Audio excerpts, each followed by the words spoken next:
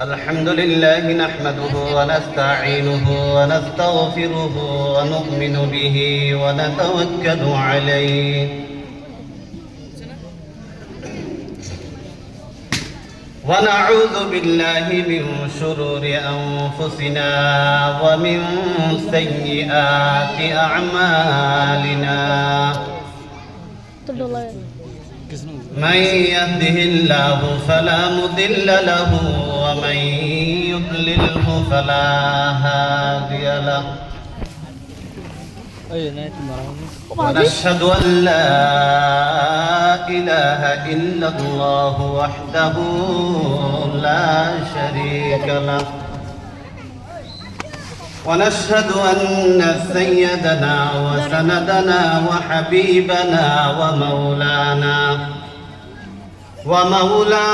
وأولانا محمدا عبده ورسوله الذي أرسله الله بالحق بشيرا ونذيرا وداعيا إلى الله بإذنه وسراجا منيرا أما بعد فأعوذ بالله من الشيطان الرجيم بسم الله الرحمن الرحيم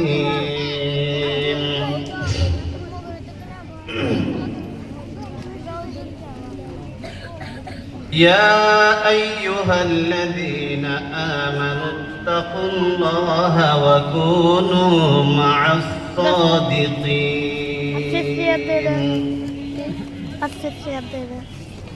وقال تعالى في آية أخرى ومن يتق الله يجعل له مخرجا ويرزقه من حيث لا يحتسب وقال تعالى يا أيها الذين آمنوا اتقوا الله حق تقاته ولا تموتن إلا وأنتم مسلمون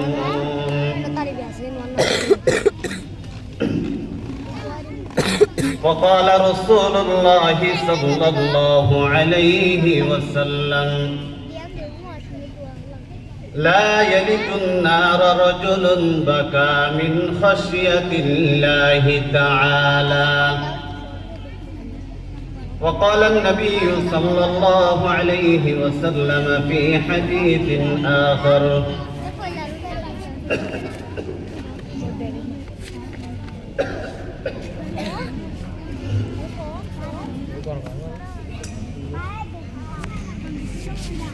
حرمت